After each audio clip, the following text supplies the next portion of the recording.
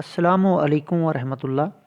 عزیز طلباء و طالبات، گزشتہ روز ہم نے اس کلام کے ابتدائی 3 اشعار کیے تھے اور آج ہم اس کے آخری 4 اشعار کی تشریح کریں گے۔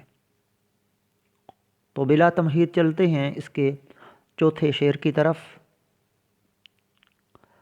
قہر و رحمت پہ قادر اے ستار، میرا مقصد ہے بس تیرا جلوہ۔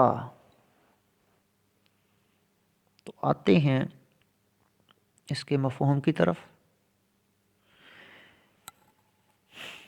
قہر، غضب، قادر، قدرت رکھنے والا۔ اے گناہوں کو چھپانے والے، تو سزا اور جزا پر قادر ہے، قدرت رکھنے والا ہے۔ میرا مقصد تو تیرا دیدار کرنا ہے۔ زیر تشریح شعر میں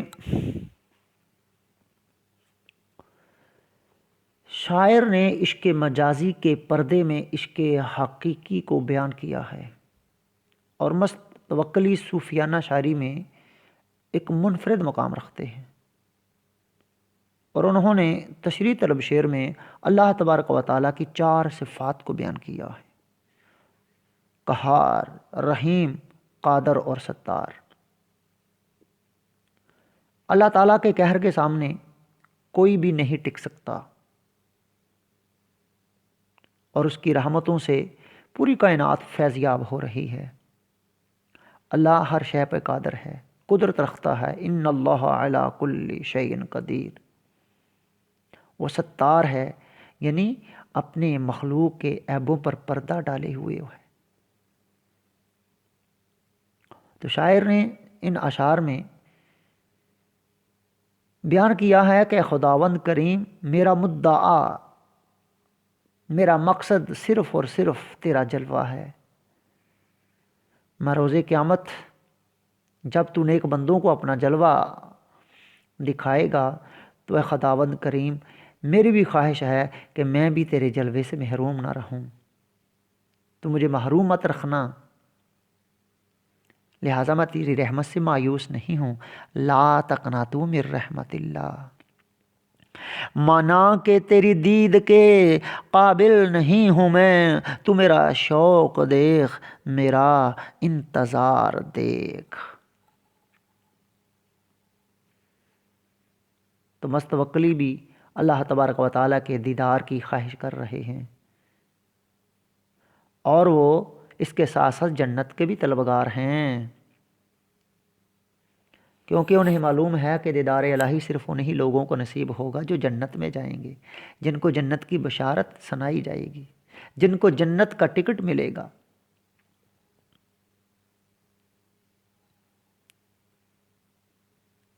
تو شاعر خداوند کریم کی بارگاہ میں عاجزی انکساری کے ساتھ یہ بیان کر رہے ہیں کہ اے خدا، تو میرے گناہوں کو بھی چھپائے گا، تو مجھے سزا نہیں، تو مجھے جزا بھی دے گا، تو گناہ گاروں کو جزا دے گا، اچھے اعمال والوں کو سزا دے گا، لیکن تو قدرت رکھنے والا ہے، تو میرا مقصد ضرور پورا کرے گا۔ میرا مقصد صرف اور صرف یہ ہے کہ میں تجھے دیکھوں، تجھی کو جو یاں جلوہ فرما نہ دیکھا، برابر ہے دنیا کو دیکھا نہ دیکھا۔ تو ان اشعار میں شاعر نے اللہ تبارک و تعالیٰ کی بارگاہ میں اس کے دیدار کی خواہش کا اظہار کیا ہے کہ اے جزا و سزا کے دن کے مالک، تو سزا اور جزا دونوں پر قدرت رکھتا ہے، تو انسانوں کے عیبوں پر پردہ ڈالتا ہے۔ ہم خطاور ضرور ہیں مگر تیری رحمت کے طلبگار ہیں۔ ہمارا مقصد فقط تجھے پانا ہے، تجھے راضی کرنا ہے، تو ہمارے گناہوں کو معاف فرما دے اور ہمیں اپنا دیدار نصیب فرما دے۔ دو عالم سے بیگانہ کرتی ہے دل کو، عجب چیز ہے لذت آشنائی۔ تو چلتے ہیں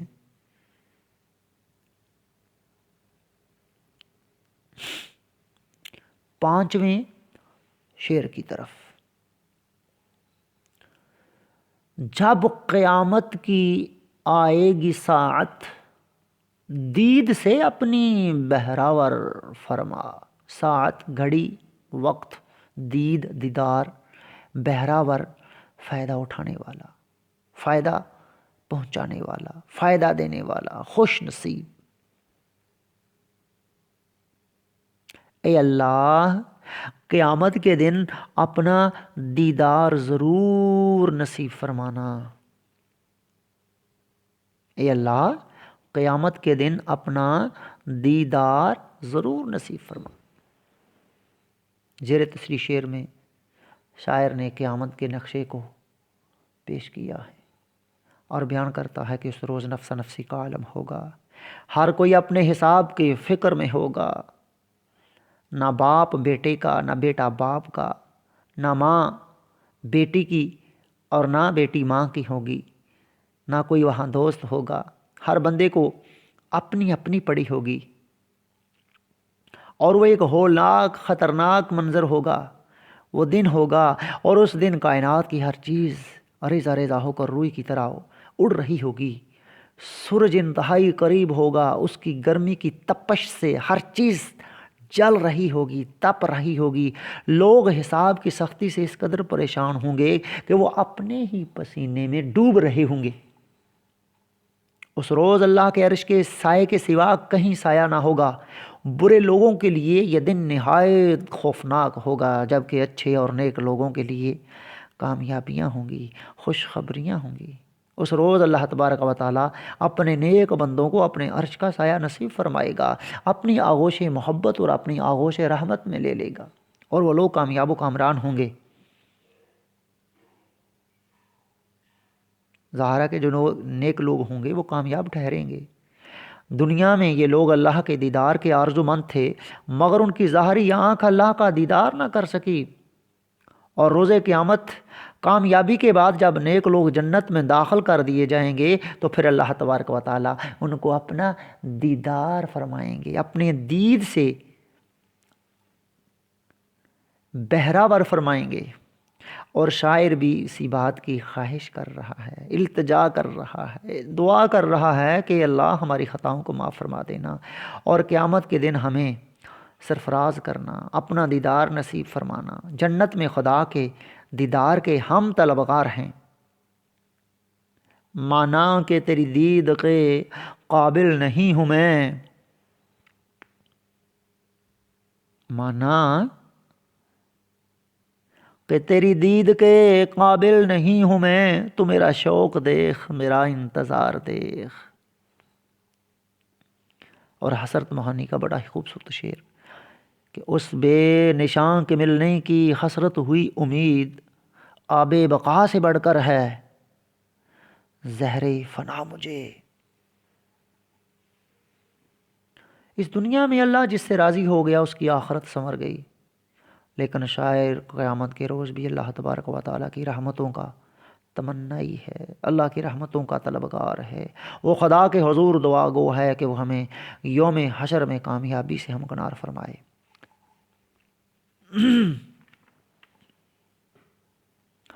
تو وہ داتا ہے کہ دینے کے لیے، وہ تیری رحمت کے ہر دم ہیں کھلے۔ تو آتے ہیں اس کلام کے چھٹے شعر کی طرف۔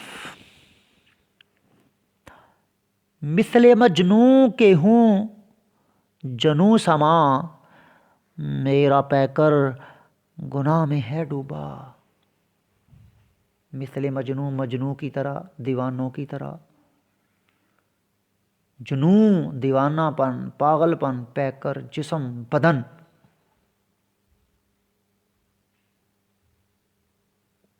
آتے ہیں اس کے مفہوم کی طرف۔ اے اللہ میں مجنوں کی طرح دیوانہ ہو گیا ہوں، اور میرا سارا جسم گناہوں میں ڈوبا ہوا ہے، میرا سارا جسم گناہوں میں لتھڑا ہوا ہے۔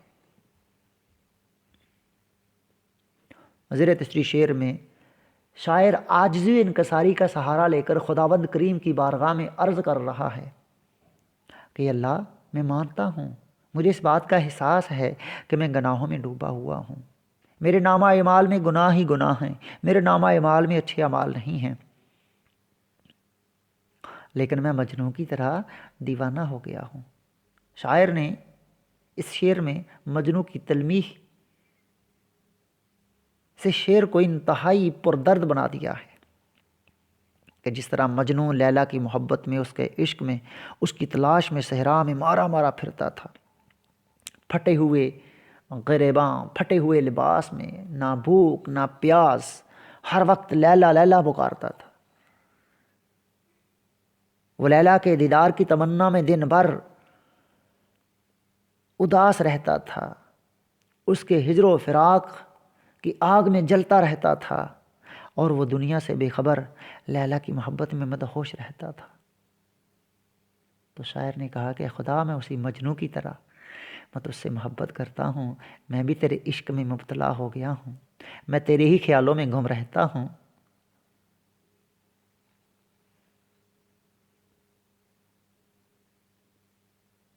لہٰذا تو میری بخشش فرما، سراپائے معصیت میں ہوں، سراپائے مغفرت وہ ہے، خطا کوشی روش میری، خطا پوشی ہے کام اس کا۔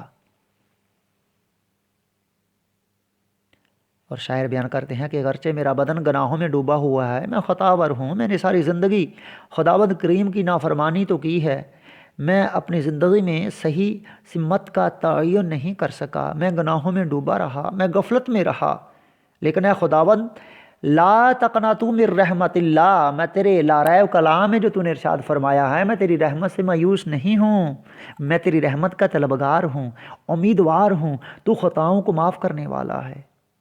لہٰذا ہم نے اس دنیا میں اگر تیری فرمانی تو کی ہے، لیکن تیری رحمت کی آس رکھتے ہوئے جنوں کی حد تک تجھ سے محبت بھی کی ہے۔ پرستش کے قابل ہے تو اے کریم، کہ ہے ذات تیری غفور الرحیم۔ اب تو گھبرا کے یہ کہتے ہیں کہ مر جائیں گے، مر کے بھی چین نہ پایا تو کدھر جائیں گے۔ لہٰذا شاعر اپنے گناہوں کی وجہ سے پشیمان ہے، شرمندہ ہے، شرمشار ہے، اور وہ دنیاوی کام ترک کر چکا ہے اور خدا کی طرف مائل ہو چکا ہے۔ وہ اپنی زندگی اللہ کے احکامات کے مطابق کو گزارنا چاہتا ہے، اور وہ اللہ کی رحمت سے مایوس نہیں ہے۔ تو آئیے چلتے ہیں آخری شعر کی طرف۔ باوجود کہ پر ہوں اسیاں سے، تیری رحمت کا پھر بھی ہے سودا۔ باوجود کہ پر ہوں اسیاں سے، تیری رحمت کا پھر بھی ہے سودا۔ اسیاں گناہوں کو کہتے ہیں، سودا جنون، دیوانگی۔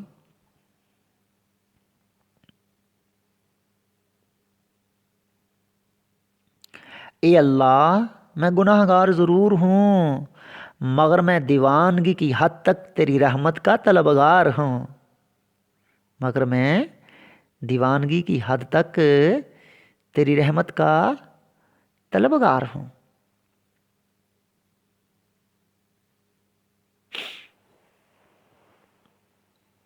زیر تشریح شعر میں شاعر کو اپنے گناہوں کا احساس ہو چکا ہے۔ وہ باعث ندامت اللہ کی بارگاہ میں اپنے آپ کو ایک مجرم کی طرح پیش کر کے اس بات کا اقرار کر رہا ہے، اللہ کے حضور اپنے گناہوں کا، اپنے جرموں کا اعتراف کر رہا ہے کہ اے خداوند کریم، میں گناہ گار ضرور ہوں، خطاور ضرور ہوں، سیاہ کار ضرور ہوں، میرا دامن گناہوں سے بھرا ہوا ہے، پھر بھی میں تیری رحمت سے مایوس نہیں ہوں، تو میری غلطیوں کو معاف کر دے، میں تیری رحمت کا طلبگار ہوں۔ لا تقنطوا من رحمت اللہ۔ اور شاعر بیان کر رہا ہے کہ میرے علم میں ہے کہ تو معاف کرنے والا ہے، تو ستار ہے، تو غفار ہے، تو گناہگاروں کی خطاؤں کو معاف کرنے والا ہے، تو غفور الرحیم ہے، تو قہار ہے مگر تیری رحمت اس پر غالب ہے۔ اے خداوند کریم میں تیری رحمت سے مایوس نہیں ہوں، میں تیری رحمت کا طلبگار ہوں۔ میرا یہ جنون ہے کہ میں تیری رحمت کا سایہ حاصل کروں۔ تو گناہوں کو معاف کرنے والا عظیم رب ہے، سراپائے معصیت میں ہوں، سراپائے مغفرت وہ ہے، خطا کوشی روش میری، خطا پوشی ہے کام اس کا۔ نہ کہیں جہاں میں اما ملی، جو اما ملی تو وہ کہاں ملی، میرے جرم خانہ خراب کو تیرے عفو بندہ نواز میں۔ ان اللہ غفور الرحیم، بے شک اللہ بخشنے والا اور رحم کرنے والا ہے۔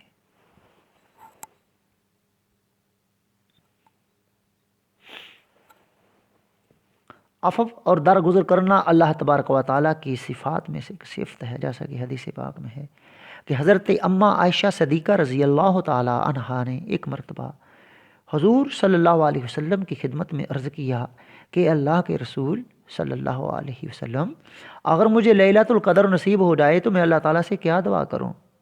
تو آپ نے جواب دیا کہ یہ دعا کرنا کہ جس کا ترجمہ کچھ یوں ہے کہ اللہ تو بہت معاف کرنے والا ہے اور معاف کرنے کو پسند کرتا ہے، پس مجھ سے درگزر فرما۔ تو شاعر کو بھی یہی امید ہے کہ اللہ اس کے گناہوں کو معاف فرما دیں گے، وہ بڑا ہی مہربان ہے۔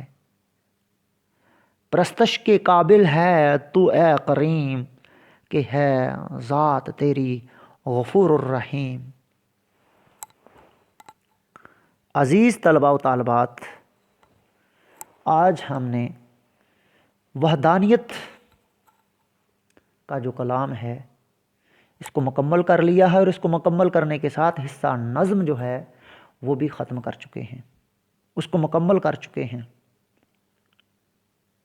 تو آئندہ روز آپ کی خدمت میں حصہ غزل میں ہمارے کچھ کلام رہتے ہیں، وہ لے کر حاضر ہوں گے۔